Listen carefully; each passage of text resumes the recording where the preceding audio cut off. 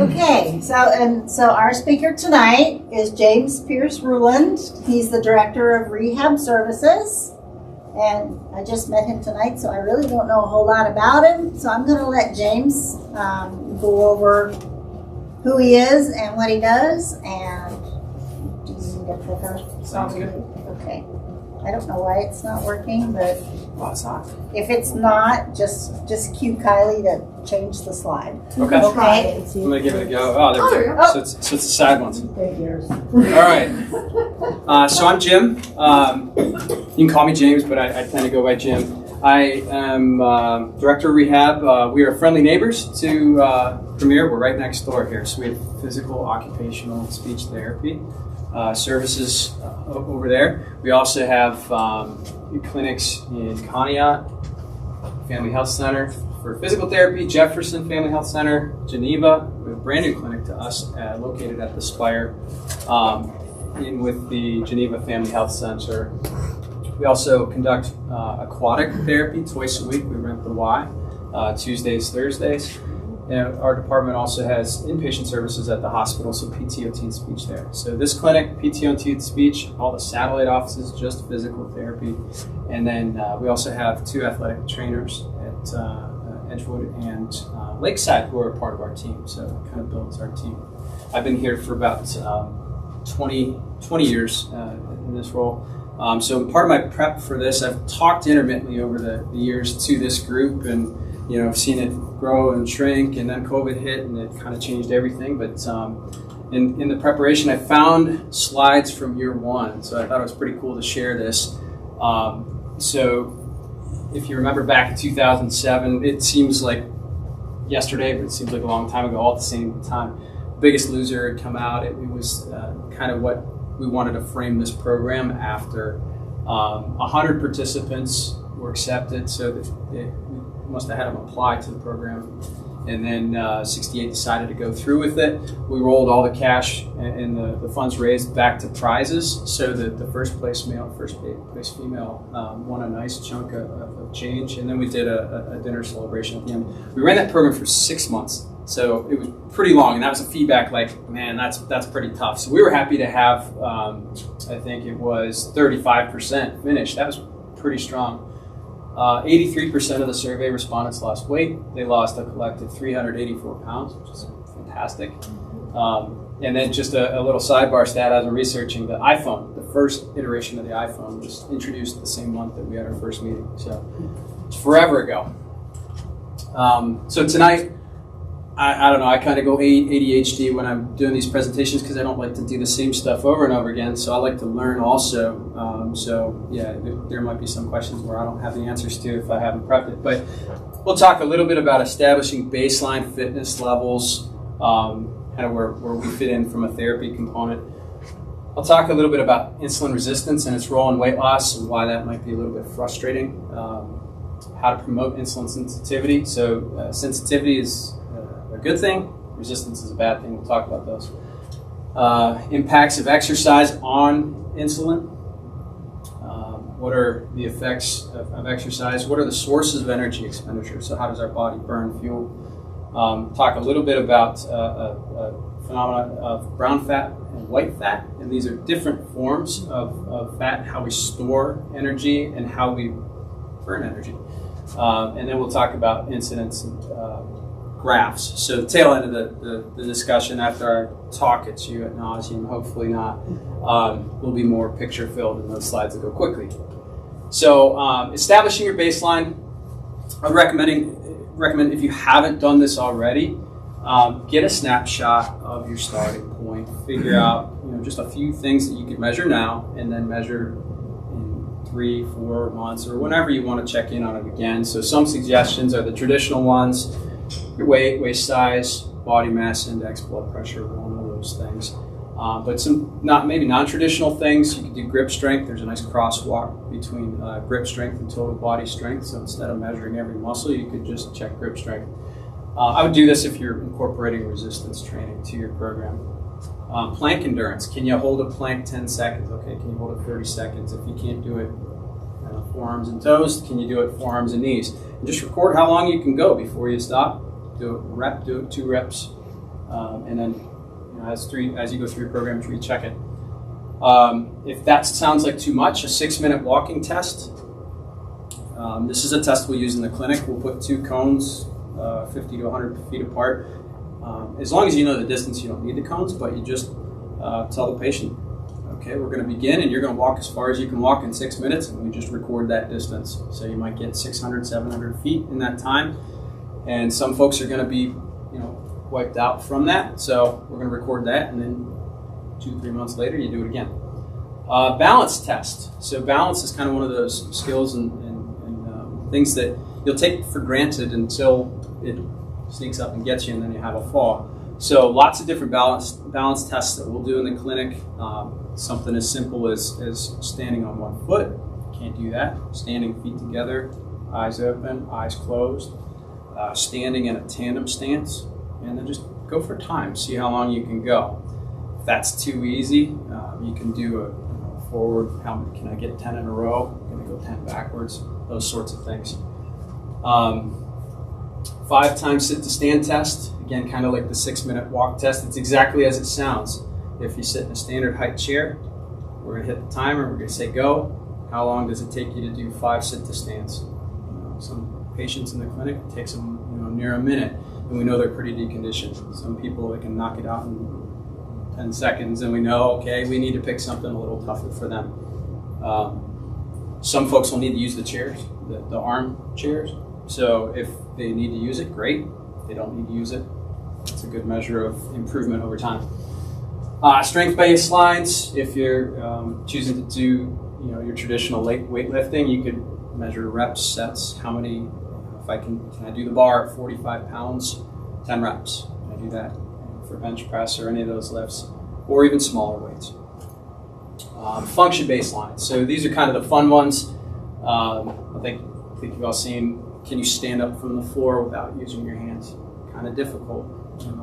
If you haven't tried it, try it without using anything exterior. And then there's another one called, the old man test is how I saw it termed, or how I've seen it termed. But you lay your shoes out and your socks out on the floor. You stand on one foot and you systematically bend down. You put a sock on. You bend back down. You put a shoe on. You tie it. So pretty difficult. But if you can knock that out, then you've got. Yeah. So if you can do that, you got pretty good balance. And then just take that remeasured along the way. All right, so changing gears over to insulin function. Insulin is a hormone produced by your pancreas. So when glucose, or sugar, enters your bloodstream, this signals your pancreas to release insulin. Insulin helps the glucose in your blood enter the cells, enter your muscles, enter your liver, enter your fat cells. So if you dump too much glucose in, more than what your body needs for fuel, insulin's going to try to get it into the cells, and it's going to basically get the basic functions, and then if there's spare, it's going to steer it into the fat cells for storage. If the liver's filled up and the cells are filled up and they've gotten all they need, your body's going to try to burn glucose as its primary fuel. So when the glucose eventually drops down, it signals the pancreas to stop producing insulin.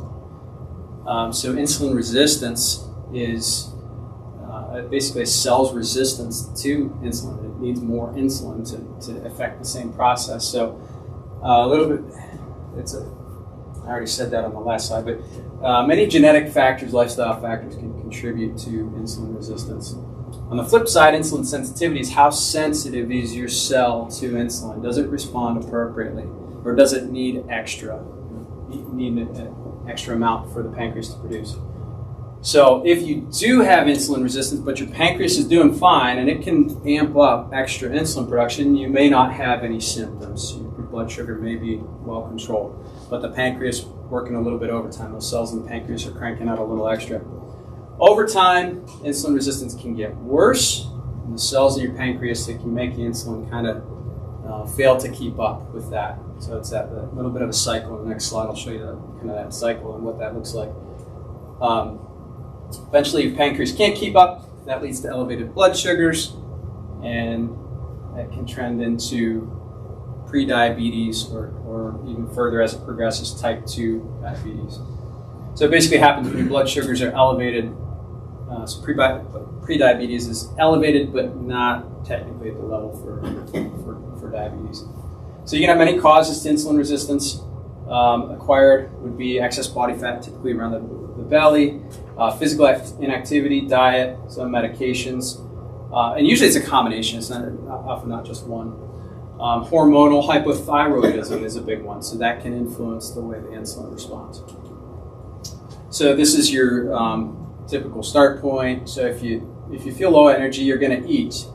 Body's going to produce insulin. Cells are going to resist it. Insulin eventually gets that into the fat cells if there's extra, and then you kind of feel low energy.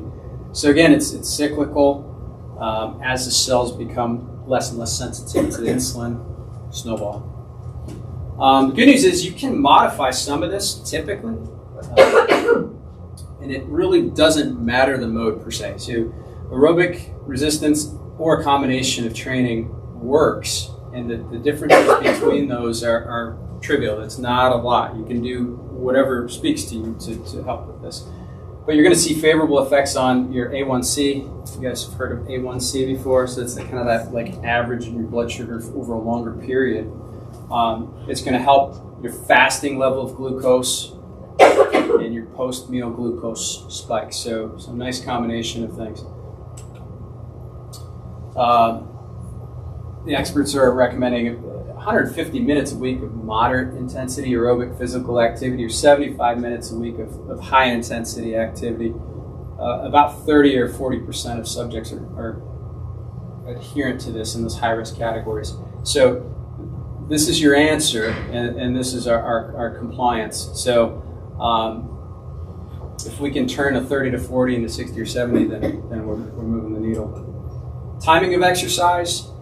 What this study found was if you want to do what's called high intensity interval training, that's the form of exercise they train. So high intensity is called HIIT, high intensity. So it's basically hit it hard, back off, hit it hard, back off. So they found with that, if you're going to do that to try to control your glucose, do it in the afternoon, probably because in the morning you're fasted, less blood sugar variation perhaps. But if you're going to do it in the afternoon. Title on that's wrong, I just noticed that, but combining aerobic and resistance exercise yielded better anti-inflammatory markers in your blood. So you're going to multiply the effect if you're combining aerobic and resistance. Don't have to for the insulin sensitivity, but it's better. So. Caloric restriction. Caloric restriction is another form of weight loss that I see folks work on. It is effective. Caloric restriction, if done well, is associated with longevity. So there's a lot of research out there. If you scale back, you'll live longer in terms of just overall caloric restriction. This research studied the combination between caloric restriction alone versus caloric restriction with exercise. Good news is they found both groups lost weight. You add aerobic exercise to it, you lose it quicker. So it took this group 20 weeks to lose 12% versus 30 weeks to lose 12% for just the caloric restriction. So if you combine them, it can work a little bit faster. And again, insulin sensitivity improved. So mitochondrial density occurs in the exercise group, not in the caloric restriction group. What's your mitochondria? It's the powerhouse of the cell. It's your ability to basically withstand training. So you're going to get training effects if you're doing the training. So the caloric restriction group alone did not see that, but the aerobic exercise combined saw a 16% increase in mitochondrial density. So that is desired. You want that. So sources of energy use. Your body burns energy every day just to keep you alive. So this is the components of it. So basal metabolic rate accounts for about 70% of the fuel that your body needs. You can influence your basal metabolic rate through exercise, through strength training, but it is a key component. So exercise alone only accounts for about 5% of the caloric intake burned. So it's not as much as we think. Yes, Can someone who exercises a whole ton kick that up? Yeah, for sure. But it's, in general, not a huge component of our caloric needs. The author of this presentation advised this is the area where he believes, and some of the research is pointing out, that we think we can increase. So what is non-exercise activity thermogenesis? So basically finding reasons to move throughout the day more, playing with your kids, going to get the mail, going for walks, maybe not at the quite intensity level that's considered exercise, going up and down the stairs, laundry, those sorts of things. Just finding reasons to interrupt your day. The last category is thermic effect. So your function of digestion accounts for 10% of your caloric burn. So when you're digesting meals, and if you're digesting complex starches and proteins, it's going to account for 10% of the needs. So that's how it stacks up across this way. I tend to do this. Don't overestimate calories burned with exercise.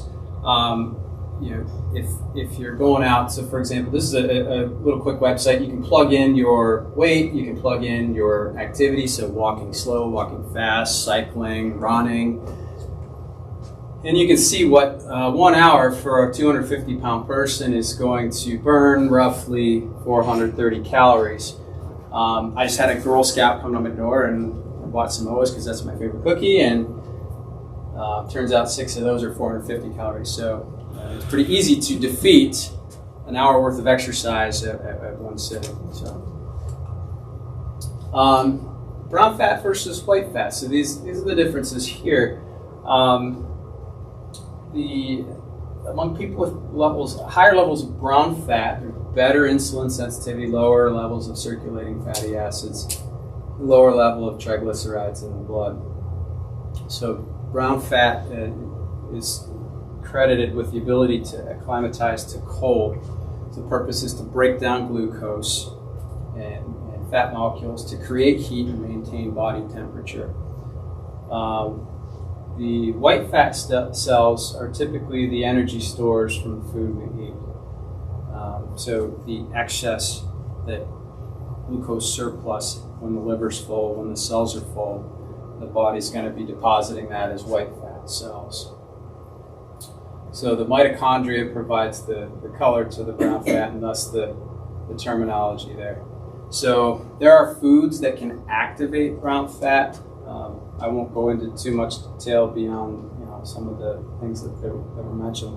So other impacts: you can lower your thermostat. That'll create some thermogenesis. You'll have to shiver a little bit to burn that. Consider some cold exposure. A lot of research on cold shock proteins and cold exposures.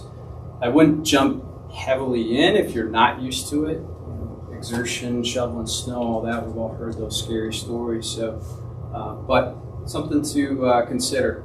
Again, this might be something that if your status quo program isn't working or you need to kickstart it. We'll go into a little bit of just examination of standard advice. This is a slide from the American Heart Association back in 2014. And as always, things we know at the time sometimes evolve.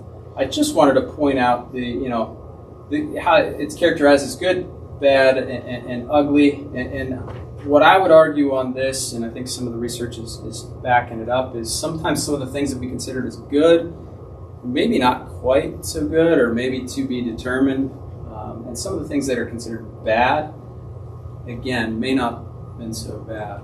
I think they got this slide pretty well right, but some of the research is pointing towards some of the oils they identified, so canola oil and safflower oil. There's some debate as to the health of some of the plant oils. You've heard this debate as seed oils. I won't get too heavily into that, but some of the seed oils, there's some debate as to whether they're pro-inflammatory or not. So there's a lot of research out there saying, you might want to consider looking at pulling some of that. And again, same thing with saturated fats, characterized as bad, but there's some evidence that says it's statistically not showing up the same way. So I'll show you a couple slides. So again, controversies remain about long-term health effects of some of the plant oils and of high-fat, low-carb diets. So a lot of the research is still pointing to more research is needed. We will always see that more research is needed. Meta-analysis of observational studies found no association between saturated fat intake and heart disease. I was really surprised by that. I thought, man, it was conclusive. I lived through the 80s and they said fat's the enemy and sugar's your friend. Well, probably not as much. I guess it depended on who was talking to us. Maybe it was the sugar lobby. So I was surprised to find that. So observational studies, those are kind of the weaker studies. The randomized control trials, those are you have a control group where you don't give them the dose and you have a hypothetical group where you may. And those were inconsistent but tended to show a lack of association. So the position of this author was, maybe we need to look at the American Heart Association's stance on these in terms of limiting saturated fatty acids. Again, you overdo them, I would say not good, but I think the replacement that they thought they were doing really well with the polyunsaturated fats perhaps isn't as influential as we initially thought. So this summary found that the polyunsaturated fats unlikely to reduce cardiovascular health events. One more, just again saying basically the same thing. Unclear, and the evidence was low quality. No evidence of harmful effects of reducing saturated fat intake. So if you reduce saturated fat, there really wasn't any harm there either. But I think a lot of us have been scared to avoid those. And again, little or no effect of reducing saturated fat on all-cause mortality.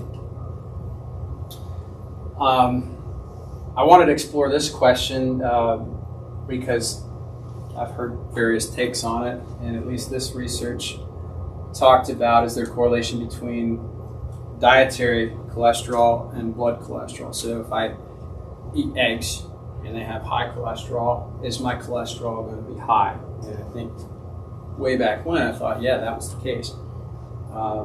This research said not exactly. There's not a direct correlation between cholesterol intake and blood cholesterol. And when they went on to say where eggs are the source, they actually found improvement in dyslipidemia. So dyslipidemia would be like dysfunctional lipid levels or fat levels. So they found improvement in those due to formation of less atherogenic lipoproteins. So atherogenic would be plaque forming. So they did not find that generally eggs were unhealthy. So if the cholesterol sources are consumed with saturated fat and trans fats, as happens in the Western diet, increases in plasma cholesterol may be observed. So I think that's where we probably saw, I eat a lot of eggs and my cholesterol's high. Well, they were probably discounting the other variable of the trans fats and those things. All right, so we get into the graphs here, and we'll just look at incidence of diabetes. So this one is probably some missing data there in those years, but so basically looking at 1958 versus 2015 and moving along the timeline there. This is millions of people, and this is percent of the population. So that's the total number. So it's approaching 25 million in 2015. And the percent is 7 to 8% here, approaching that number in 2015. So obviously something's going on, something's changed. Whether it's inactivity, whether it's diet, combination probably. But our society's changed quite a bit just in the diabetes statistics. Obesity rates, same thing, so kind of blurry on that slide. So 1963 is where this slide starts. And they just measured different age categories. So green is 6 to 11. The blue is 2 to 5 year olds. I think the gray there is all ages. And then, I'm sorry, the gray is 12 to 19 and the green is all ages. So again, it kind of looks like the same slope. This is 1988 to 1994. So again, it looks like something right around in there, maybe a little bit more, started increasing the rate. And again, I'm not assigning cause to it, but this is another interesting slide. This is number of calories per day on this column, which started in 1970, going all the way up to 2005. So it'd be interesting to see what this chart updated shows. The beige color is sugar calories per day, so kilocalories from sugar. The circles are incident diabetic, per million. So there's your numbers. So 25 back in 1980, about 25 per million. And then in 2005, about 150 per million diabetic. So huge explosion in that. Anybody know what the red is? I think it says high fructose corn syrup. Yeah. So again, not implicating it, but Yeah. it's interesting that that follows. The other thing that you saw in the late 70s to mid 80s and beyond is the introduction of some of the artificial sweeteners. So again, I don't know how much or how biochemically those influence, but something's happening. So I think that may be a contributor to look at. I didn't go into the biochemistry of high fructose corn syrup on this paper, or this talk, but I do think it tends to spike insulin, spike blood sugar. So what's the takeaway? Try to get yourself on water and train yourself off of sugar drinks. And I would also add to that, try to train yourself off of the artificially sweetened drinks. It's tough. It's quite often a very much an addiction, or at least minimize those things. I think the artificial sweeteners prime you to expect that sweet taste of things, and it can kind of overall suppress that sense of taste in the long term because you're looking for that high spike. This is our fat intake, our types of fat intake over the years. So again, I've heard animal fats and red meats and those things get vilified over the years, but I wanted to look at it. So the total fat intake, total animal fat-based intake, so from 1909 to 2009, and then vegetable intake. So vegetable would be more the plant oils or the shortening back earlier. So which one looks like the previous spike up? Again, doesn't indicate a cause. It just may be that they're correlated. So is it right that we're promoting plant oils? I don't think we know. Is it right that we're kind of minimizing animal fat? Don't know. And then this is meat consumption. So red meat kind of stayed flat from the 1920s. We saw an increase and then a tailing back down. So I think we've gotten into the Beyond Meats and the plant burgers and those sorts of things. Poultry definitely increased too. This slide shows added fats. So butter, I believe, is that one. Lard is the red. Margarine right there. Shortening is, I believe, this one. Those are blended together for me. The one that's key standing out is the oils. So again, which one looks like the previous ones? Just another logical one, the comparing bicycling and walking to diabetes rates. This is a percent of trips to work by bicycle or by foot. So on this column here, percent of the population ever told that they've had diabetes, and this is broken down by state.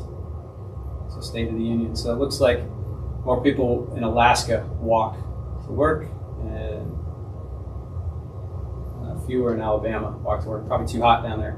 But so your incidence of diabetes dropped as people are more active. So pretty self-explanatory. But and this, I only use this for an example, as we just can't assume causation. So this is our life, the red's our life expectancy, and the blue is our sugar consumption. Obviously we're not living longer because we're eating more sugar. It's just the slopes of those tend to agree. Certainly I think you can see the impacts of Spanish flu and World War I and World War II. And then you've got the advent of penicillin and really an explosion in technology that's driving our life expectancy. And as we get into that, as we live longer, these chronic diseases are more likely to spike up. So I don't know that you can vilify any one food group, but I think there does tend to be camps of, well, definitely plant-based, definitely animal-based. And I just don't think it's that simple. And I think there's more than one approach to weight loss. So it's multifactorial. what works for you may not work for your neighbor. I would suggest taking a few minutes to measure where you are, compare it to your future self. Go easy on yourself. It's not an easy process, but be intentional with your decisions. High insulin resistance, low insulin sensitivity may well affect your ability to lose weight. So you might be doing everything right, and that's your hurdle. So talk to your doc about it. Have them check some of those levels. Have them do a deeper dive. It might not even be that. There could be any number of things. Use various forms of exercise. Do what you like to do. Try out a few different things. If resistance training, strength training isn't your forte, then do the other ones. From a therapist standpoint, I like resistance and aerobic resistance training. You're going to get the benefits of bone building, but there's lots of different ways to go about that. And you can't typically out-exercise a poor diet. I know it's cliche, but kids can do this a little bit better than adults. Even kids nowadays are spending less time outside doing their thing and more time on screens.